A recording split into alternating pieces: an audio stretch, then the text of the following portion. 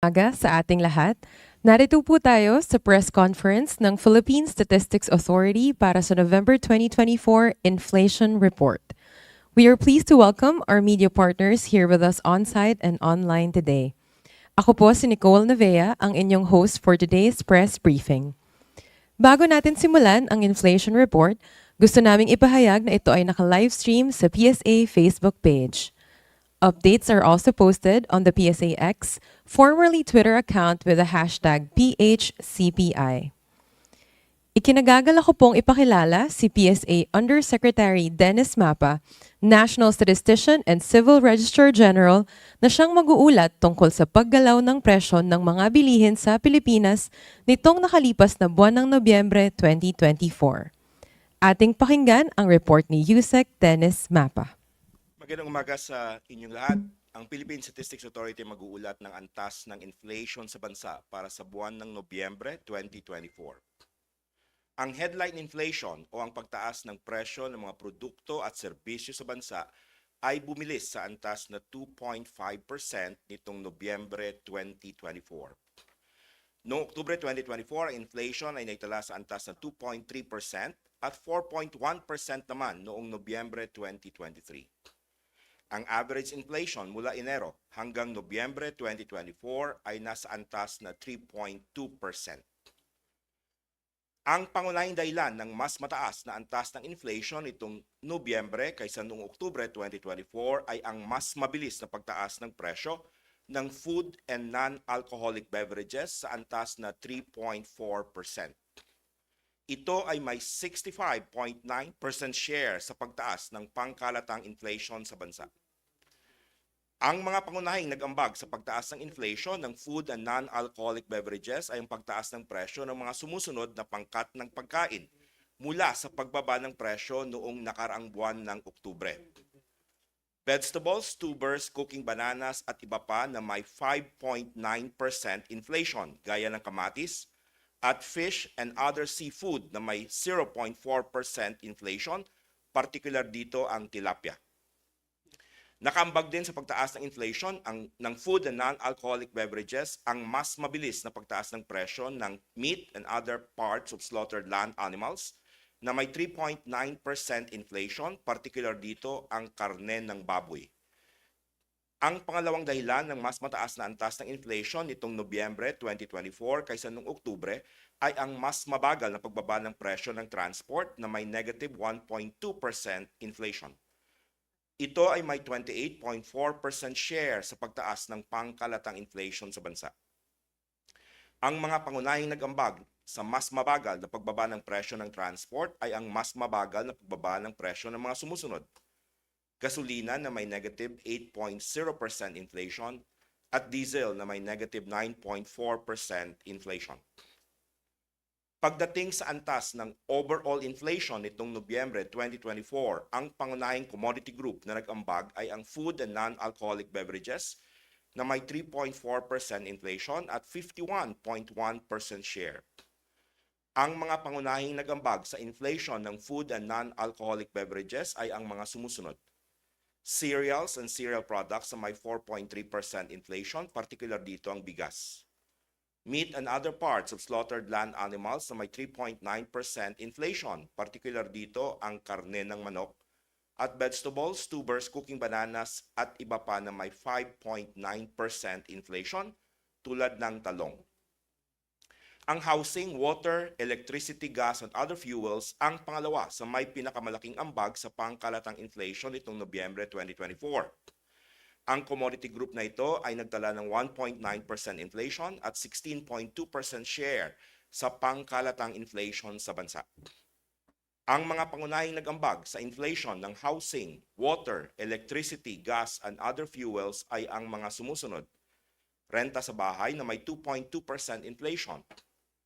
Bayad sa supply ng tubig na may 6.8% inflation at LPG na may 6.7% inflation. Ang pangatlong commodity group na may pinakamalaking ambag sa pangkalatang inflation nitong Nobyembre 2024 ay ang restaurants and accommodation services na may 3.9% inflation at 14.9% share. Ang pangunahing nag-ambag sa inflation ng restaurants and accommodation services ay ang restaurants, cafe and the like na may 3.9% inflation. Sa overall inflation nitong Nobyembre 2024, ang 5 pangunahing commodity groups na nag-ambag ay ang mga sumusunod. Bigas na may 5.1% inflation at 0.4 percentage point share sa overall inflation. Restaurants, cafe and the like na may 3.9% inflation at 0.4 percentage point share. Renta sa bahay na may 2.2% inflation at 0.3 percentage point share. Karne ng manok na may 5.4% inflation at 0.1 percentage point share. At karne ng baboy na may 4.2% inflation at 0.1 percentage point share. Sa 13 commodity groups, 4 ang nagtala ng mas mabilis na pagtaas ng inflation nitong Nobyembre kaysa noong Oktubre 2024. Ito ay ang mga sumusunod. Food and non-alcoholic beverages na may 3.4% inflation. Alcoholic beverages and tobacco na may 3.1% inflation. Furnishings, household equipment, and routine household maintenance na may 2.7% inflation. At personal care and miscellaneous goods and services na may 2.9% inflation. Nagtala naman ng mas mabagal na pagbaba ng presyo nitong Nobyembre kumpara noong Oktubre 2024 ang transport na may negative 1.2% inflation. Samantala, nagtala ng mas mabagal na pagtaas ng presyo ng inflation nitong Nobyembre 2024 kumpara noong Oktubre 2024 ang mga sumusunod. Clothing and footwear na may 2.6% inflation. Housing, water, electricity, gas, and other fuels na may 1.9% inflation. At recreation, sport, and culture na may 2.4% inflation. Nanatili naman sa kanilang antas ng inflation noong Oktubre ang mga sumusunod na commodity groups. Health na may 2.6% inflation. Information and communication na may 0.2% inflation, education services na may 4.3% inflation, restaurants and accommodation services na may 3.9% inflation, at financial services na may negative 0.6% inflation. Sa mga pangkat ng pagkain sa bansa, nagpakita ng mas mabilis na pagtaas ng presyo nitong Nobyembre 2024 ang meat and other parts of slaughtered land animals na may 3.9% inflation. Partikular dito ang karne ng manok. Nagpakita naman ng pagtaas ng presyo mula sa pagbaba noong nakaraang buwan ng Oktubre ang mga sumusunod. Fish and other seafood na may 0.4% inflation tulad ng tilapia. Oils and fats na may 0.2% inflation tulad ng mantika. At vegetables, tubers, cooking bananas at iba pa na may 5.9% inflation tulad ng kamatis. Samantala, nagtala ng mas mabagal na pagtaas ng presyo nitong Nobyembre 2024 ang mga sumusunod. Bigas na may 5.1% inflation. Mais na may 8.2% inflation. Flour, bread, and other bakery products, pasta products, and other cereals na may 1.9% inflation. Milk, other dairy products, and eggs na may 2.9% inflation, particular dito ang itlog. Fruits and nuts na may 7.3% inflation gaya ng mangga. At ready-made food and other food products not elsewhere classified na may 4.2% inflation, particular dito ang infant formula. Nagtala naman ng mas mabagal na pagbaba ng presyo nitong Nobyembre 2024 ang sugar, confectionery, and desserts na may negative 2.9% inflation. Particular dito ang asukal na pula. Ang core inflation kung saan inalis ang mga piling food and energy commodities na magalawang presyo ay bumili sa antas na 2.5% nitong Nobyembre 2024. Noong Oktubre 2024, ang core inflation ay naitala sa 2.4% at 4.7% naman noong Nobyembre 2023. Pagdating sa National Capital Region, ang headline inflation ay bumili sa antas na 2.2% nitong Nobyembre 2024.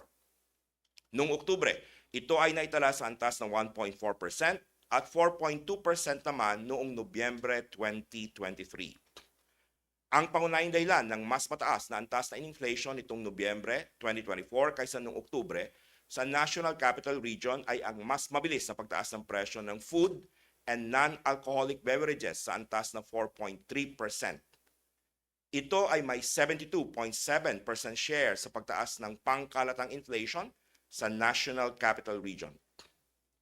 Ang pangunahing nagambag sa pagtaas ng inflation ng food and non-alcoholic beverages ay ang pagtaas ng presyo ng vegetables, tubers, cooking bananas at iba pa na may 14.6% inflation mula sa pagbaba noong nakaraang buwan, partikular dito ang kamatis.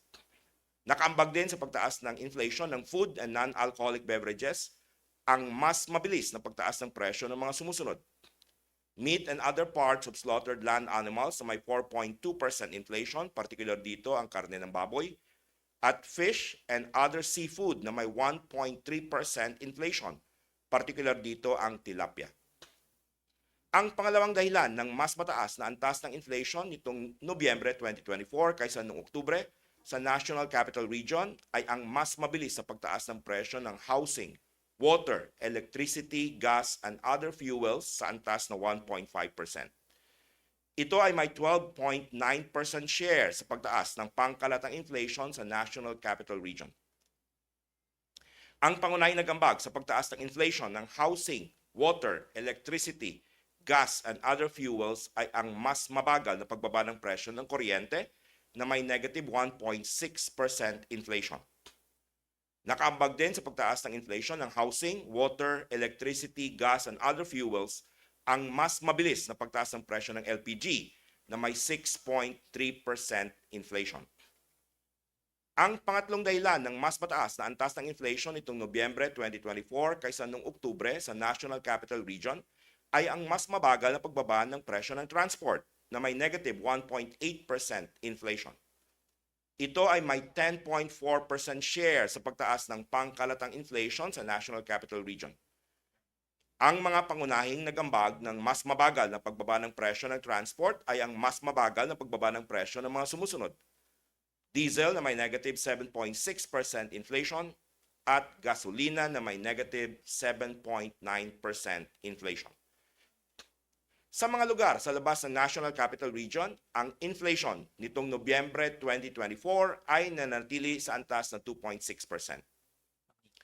Noong Nobyembre 2023, ito ay naitala sa 4.1%.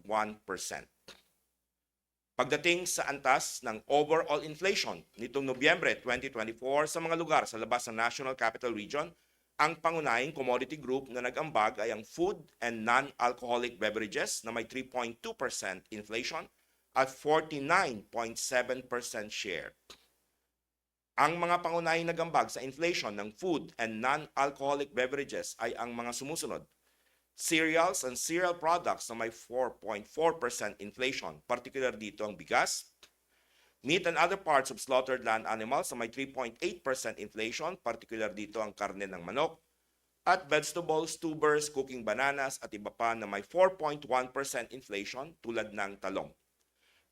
Ang housing, water, electricity, gas, and other fuels ang pangalawa sa may pinakamalaking ambag sa pangkalatang inflation sa mga lugar sa labas ng National Capital Region nitong Nobyembre 2024. Ang commodity group na ito ay nagtala ng 2.0% inflation at 15.5% share sa pangkalatang inflation sa mga lugar sa labas ng National Capital Region. Ang mga pangunahing nagambag sa inflation ng housing, water, electricity, gas, and other fuels ay ang mga sumusunod. Renta sa bahay na may 2.9% inflation. Bayad sa supply ng tubig na may 2.5% inflation. At LPG na may 6.8% inflation. Ang pangatlong commodity group na may pinakamalaking ambag sa pangkalatang inflation sa mga lugar sa labas ng National Capital Region nitong Nobyembre 2024 ay ang restaurants and accommodation services na may 4.5% inflation at 15.4% share. Ang pangunahing nagambag sa inflation ng restaurants and accommodation services ay ang restaurants, cafe, and the like na may 4.5% inflation.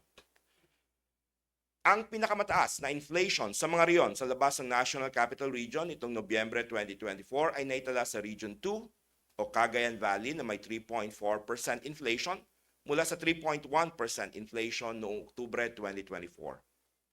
Samantala, ang pinakamababang inflation sa mga riyon sa labas ng National Capital Region nitong Nobyembre 2024 ay nasa antas na 1.7%. Ito ay naitala sa mga sumusunod na riyon: Region 12 o Soc-Sargen, Region 13 o Caraga Region, at Bangsamoro Autonomous Region in Muslim Mindanao. Kung ihambing sa inflation noong Oktubre 2024, 5 riyon sa labas ng National Capital Region ang nagtala ng mas mataas na inflation nitong Nobyembre 2024. Ito ang mga riyon na may kulay azul. Samantala, 7 riyon naman ang nagtala ng mas mababang inflation nitong Nobyembre 2024 kumpara sa Oktubre 2024. Ito ang mga riyon na may kulay berde. Nanatili naman sa kanilang antas ng inflation noong Oktubre 2024 ang 4 na riyon sa labas ng National Capital Region. Ito ang mga riyon na may kulay orange. Ang inflation para sa bottom 30% income households nitong Nobyembre 2024 ay bumagal sa antas na 2.9%. Noong Oktubre 2024, ito ay naitala sa antas na 3.4%. At 4.9% naman noong Nobyembre 2023. Ang average inflation para sa bottom 30% income households mula Enero hanggang Nobyembre 2024 ay naitala sa antas na 4.3%. Ang mga pangunahing dahilan ng mas mabagal na pagtaas ng inflation nitong Nobyembre 2024 para sa bottom 30% income households ay ang mas mabagal na pagtaas ng presyo ng mga sumusunod: food and non-alcoholic beverages na may 3.3% inflation at 63.4% share sa pagtaas ng inflation, at housing, water, electricity, gas, and other fuels na may 2.4% inflation at 35.8% share sa pagtaas ng inflation. Ang 5 pangunahing commodities na nagambag sa overall inflation para sa bottom 30% income households nitong Nobyembre 2024 ay ang mga sumusunod: bigas na may 5.4% inflation at 0.9 percentage point share sa overall inflation; restaurants, cafe and the like na may 3.6% inflation at 0.3 percentage point share; mais na may 6.2% inflation at 0.1 percentage point share; karne ng baboy na may 4.3% inflation at 0.1 percentage point share; at renta sa bahay na may 2.4% inflation at 0.1 percentage point share. Ang monthly data ng inflation para sa all-income households at bottom 30% income households ay inyo makikita sa website ng Philippine Statistics Authority. Maaari itong ma-access sa mga links na naka-flash sa screen o sa pamamagitan ng pag-scan ng QR codes na nasa screen. Dito nagtatapos ang aking paglalahad ng antas ng inflation o pagtaas ng mga presyo ng bilihin at serbisyo sa bansa para sa buwan ng Nobyembre 2024. Ang Philippine Statistics Authority ay lubos na nagagalak sa inyong paglahok sa press conference tungkol sa inflation sa bansa. Salamat at magandang umaga sa ating lahat. Maraming salamat, Undersecretary Mapa, para sa ulat ng November 2024 inflation.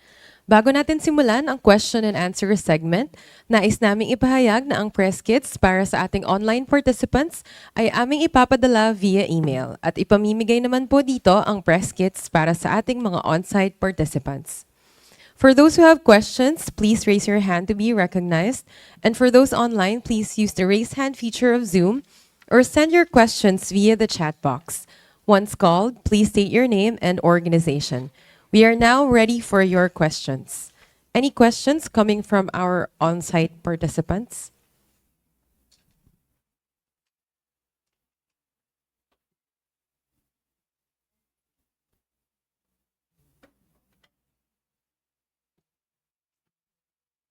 Anyone? Okay. Yes, Sir Jerome Morales of Reuters. Hi, good morning, NS. Jerome from Reuters. Sir, may I ask for the data yung month-on-month, both seasonally and not seasonally adjusted For inflation. for inflation? Yes. Okay, yung actual data natin muna. Ang sa headline inflation for November, month-on-month increase is 0.4 percentage points. And seasonally adjusted. Yan. For seasonal adjusted, it's 0.2 percentage points yung increase. Thank you. Thank you, Annette. Thank you very much. Any questions? Yes, Ma'am Darlene K. of GMA 7. Good morning. Good morning. Nakita po ba natin na may effect doon sa presyo yung mga sunod-sunod na bagyo nitong mga nakaraang buwan? Yeah, tama kayo. Ano, yung nakita natin kanina sa report na yung nag-contribute dito sa pagtaas sa inflation natin sa buwan ng Nobyembre ay yung food and non-alcoholic beverages. So sa food, may mga bumaba pero maraming tumaas, no? Of course, yung good news natin ay yung bigas, bumaba na yung inflation rate niya, 5.1% nitong Nobyembre compared sa 9.6% noong Oktubre 2024. Ang mga may pagtaas nga lang, itong ating meat, tumaas siya 3.9% inflation sa November 2024 versus 3.6% noong Oktubre. Pangalawa, yung fish and other seafood na 0.4% ang ating inflation. Mababa siya pero negative kasi ito noong Oktubre, negative 0.4%. At yung malaki, expected naman natin yung vegetables, no? Ito ay 5.9% yung inflation rate niya noong Nobyembre compared sa negative na 9.2 noong Oktubre. So noong Oktubre, papaba na yung presyo ng mga gulay, biglang tumaas ngayong Nobyembre dahil nga sa mga sunod-sunod na bagyo, no? At halos lahat except for very few items under the vegetable group ay talagang tumaas. So yun yung nag-contribute pagtaas sa presyo ng vegetables, pagtaas sa presyo ng meat at isda, no? Pero bumaba naman yung presyo ng bigas, yung inflation rate niya mas bumagal, but because of the weight nitong tatlong other commodity groups, no, yung meat, yung fish, saka yung vegetables, kaya nagkaroon ng pagtaas sa inflation noong buwan ng Nobyembre. Thank you. Thank you. Last na lang po. The Department of Agriculture recently implemented yung Rice for All program, which aims to curb rice prices. How are you expecting for this to take effect or anong klaseng effect yung ina-expect ninyo for inflation rate ng rice next month? Sa ating inflation rate naman sa bigas, pababa naman yung ating inflation rate, ano? So yung trend niya mula January 2024 hanggang ngayong November pababa na. Of course, may factor ito, ano, base effect, pero yung retail price, ito yung kinukuha namin, yung unit price per kilo dun sa regular, well-milled at special ay bumababa na rin, no?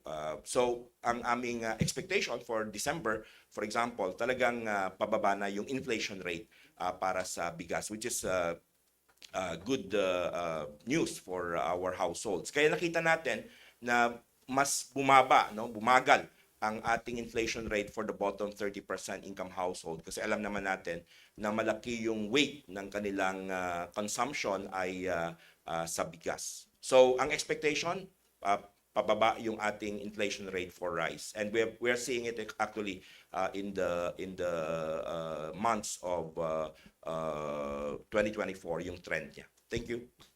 Thank you, Yusek Mapa and Ms. Darlene. Yes, Ms. Guy Ordinario of Business Mirror. Hi, sir. Good morning. Good morning. Sir, just wanted to ask regarding the possible impact of the peso, the depreciation of the peso on imported food items particularly. Yes, tama kayo. In fact, risk yun, ano, kasi pumapasok din yun sa ating commodity items, particularly yung fuel. So yun yung isang tinitingnan natin. And of course, we have weekly data naman dito sa ating pump prices. But yun yung pinaka-una niyang impact, no? Kasi of course, binibili natin ito in terms of US dollars. So yan, and nakita natin na itong ating items for fuels, lubricant, para sa personal transport equipment, negative siya in the last 4 months, August, September, October, November. Pero yung kanyang rate ay mas bumabagal yung negative effect, no? So we will see in the coming months kung magbabago yung trend natin. So that's one. Thank you. Sir, another question. Do you expect, kasi yung core inflation is the same as headline, so parehas Yeah. ang 2.5. So, what are your expectations for the rest of the year at least, or particularly for holiday spending? Yung una, yung ang basket ng items, no, na kinoconsume ng mga households natin, of course tinitingnan natin yung mga matataas na weights dito sa ating food basket, in particular vegetables, kasi may effect pa rin tayo dun sa typhoon, so pwedeng tumaas itong buwan ng Disyembre. At while hindi naman ganito kalaki ang kanyang weight, substantial din yung impact niya pag mataas yung inflation rate. So isa yun sa mga tinitingnan. And that is one of the reasons why umakyat yung ating core inflation, kasi yung vegetables nandoon sa items na sa group na yon, ano. Yung ating core inflation, for example, for the vegetables group ay 1.2% noong buwan ng Nobyembre, mula negative 9.9% noong Oktubre. So siya ang isa sa mga nagdala ng pag-akyat slightly ng core inflation natin for the month of November. Ang isa pang tinitingnan natin, nakita rin natin kanina, yung oils and fats, no? Tumaas din siya, negative nung Oktubre, tumaas nung Nobyembre, at nag-contribute din ito sa pagtaas ng core inflation. So basically, tinitingnan namin yung impact ng mga items sa ating food basket, particularly yung meat, yung fish, and yung vegetables. Thank you. You, Ms. Guy, any questions from our on-site participants? Yes, Sir JC. Sir, just a follow-up to Miss Darlene's question kanina. For soundbite lang po, pa-explain lang paano nakaka-apekto yung bagyo sa presyo ng gulay. Syempre, may mga areas tayo na binaha, ano. In particular, yung ating Cagayan Valley, Region 2. Malaki yung impact doon sa kanila. That's why nakita natin na sa lahat ng mga reyon outside NCR, yung Region 2 ang mataas ang inflation noong nakaraang buwan. So napektuhan yung mga presyo, yung ating supply ng gulay. Ganun palagi pag may mga baha, may mga malalakas na bagyo, and that created a spike on the prices. As I've said, yung ating vegetable commodity group, talagang nagtaasan yung mga presyo nitong nakalipas na buwan ng Nobyembre. Una dito yung kamatis, 37.2% ang inflation rate niya for November, mula sa negative 47.9% noong October. So pababa na yung presyo ng kamatis noong Oktubre, biglang tumaas siya noong nakaraang buwan ng Nobyembre. Kaya nag-contribute siya ng malaki dito sa ating basket para sa vegetables, tubers, and cooking bananas at iba pa. So ito yung mga items, and there are a lot of items under this commodity group, under vegetables, na nagtaasan. So yun yung effect, no? Binahang ibang areas, particularly yung ating mga provinces that are producing it, kaya nagtaasan yung presyo. Thank you. Tapos sir, yung sa meat, di ba tumaas din yung inflation niya? Ano pong reason? Factor ba yung ASF? Yes, partly ang nag-contribute dito sa ating pagtaas ng inflation sa meat commodity group natin, una, ang tumaas ang karne ng baboy. 4.2% ng Nobyembre mula sa 3.5% noong Oktubre. Pero pataas na rin yung kanyang trend in general, pero may increase. Chicken din tumaas 5.4% nitong nakaraang buwan ng Nobyembre mula sa 4.9% noong buwan ng Oktubre. So ito yung mga nag-contribute. Partly, of course, the holiday season, ang consumption din, plus the effect ng ating ASF sa mga ibang probinsya. Thank you. Tapos sir, last, just to clarify, inaasahan ng PSA na babagal yung pagtaas ng presyo ng bigas sa December. Factor yung rice for all. Tama, sir? Ang nakita natin, dalawa, no? Yung inflation rate for rice, expected na yun na mag-slow down. And nakita naman natin itong past months, no? For example, noong August, it was inflation rate muna, yung August 14.7, tapos noong September 5.7 ang inflation rate ng bigas. Tumaas siya sa Oktubre 9.6. May blip doon, and then bumaba siya noong nakaraang buwan ng Nobyembre 5.1. So ang expectation ng PSA, pababa ito sa inflation rate. In terms of levels naman, may nakita rin naman kaming pagbaba doon sa presyo, yung actual price, kasi yun naman yung importante. So for example, as you're all aware, tatlong commodity items under rice, yung tinatrack ng Philippine Statistics Authority, yung regular milled, well-milled, saka special. So I'll just give you the numbers, average price per kilo. Noong nakarang buwan ng Nobyembre, ang average price per kilo ng regular milled rice ay 49 pesos and 24 centavos. Mula sa month ng Oktubre, 50 pesos and 22 centavos. So medyo malaki na rin yung binaba niya, almost 1 peso. Sa wheel-milled rice naman, ang average price ng wheel-milled rice noong Nobyembre ay 54 pesos and 64 centavos. Mula sa buwan ng Oktubre na 55 pesos and 22 centavos. So may pagbaba na rin. And nakikita naman natin yan na bumababa siya mula July. And then yung special rice naman, ito ay 63 pesos and 72 centavos sa November. This is nationwide average price per kilo. Mula sa Oktubre na 63 pesos and 97 centavos. So both the levels, wheel-milled, regular, and special, saka yung inflation rate niya ay bumababa na. Thank you. Thank you very much. Before we call on Ms. Kai, we have a related question from Sir Ted Cordero of GMA News Online. So this has already been provided by Yusek Mapa.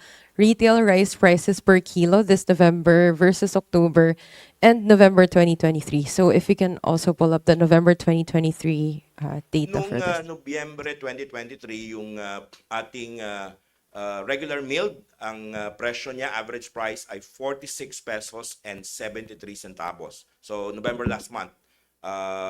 Ngayon, 49 pesos and 24 centavos. Kaya may year increase pa rin tayo na 5.4. Wheel-milled rice naman, November 2023, ito ay nag-average ng 51 pesos and 99 centavos, about 52 pesos. Versus November 2024 na 54 pesos and 64 centavos.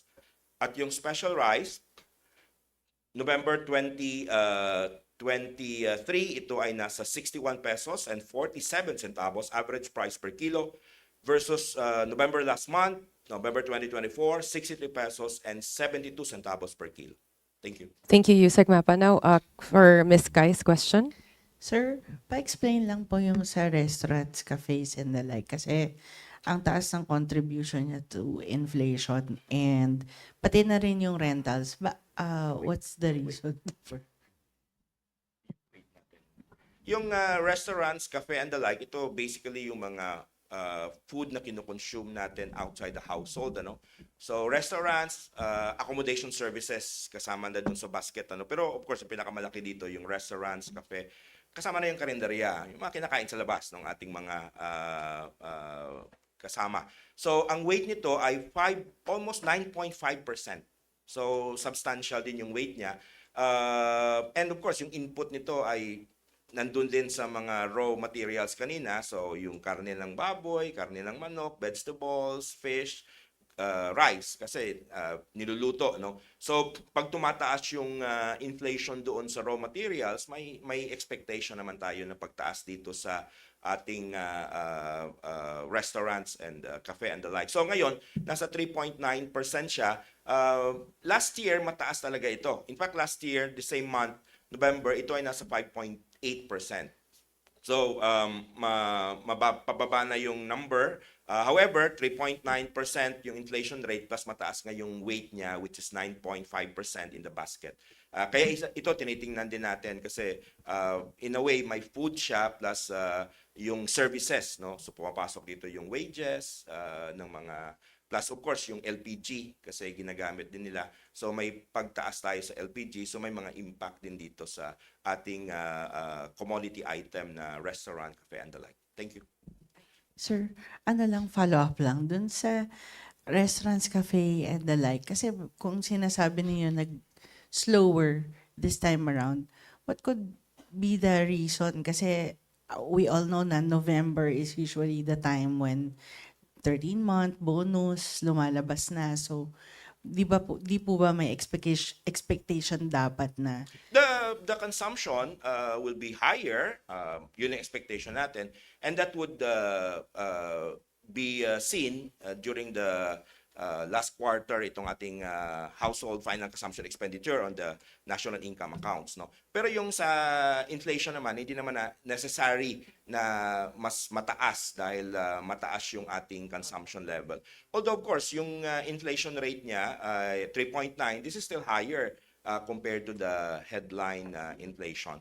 So may pagtaas pa rin, although sabi ko nga year on year, kasi kung naalala nyo yung 2023, sabi ko nga 5.8% ito. Mataas siya last year kasi mataas din talaga yung food items doon sa raw materials. So basically parang highly correlated siya doon sa raw materials. But of course yung other inputs doon sa services, wages in particular. Thank you. last na, sorry. Sir, yung sa rental, Okay. ano yung mas driving force? Ano ba to? House rental or House office? rental ito. House rental ang ating ito talaga yung actual rent paid by tenants, no, doon sa ating residences. So marami kami mga items na kinukuha diyan sa rent like studio, one bedroom and so on. Ito substantial din yung weight niya under housing, water, electricity, gas and other fuels. Yung ating ang weight natin kasi ng housing, water, electricity, gas and other fuels sa inflation basket natin 21.4%. At yung rental ay 12.8 percentage points. So more than half ng housing, water, electricity, gas, and other fuels ay doon sa renta sa bahay. Ito ay 2.2%. Compared last month, month of October, 2.1%. So tumataas. But compared naman last year, ang average natin last year, 2023 November, ay 3.8%.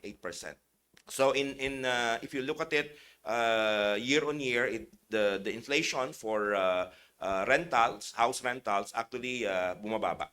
Thank you. Thank you.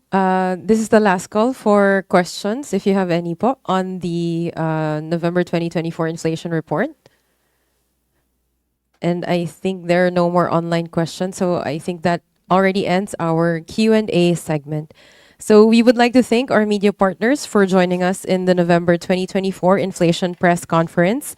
We hope for your continued support in communicating statistics to the public. As part of our announcement, the search for the country's young statistics visit National Final 28th Philippine Statistics Quiz today at 1 p.m. So this is through our social media live streams. You may also visit our official website, psa.gov.ph, for more updates. Once again, I'm Lavea of the Philippine Statistics Authority. Maraming salamat at magandang umaga sa ating lahat. Thank you.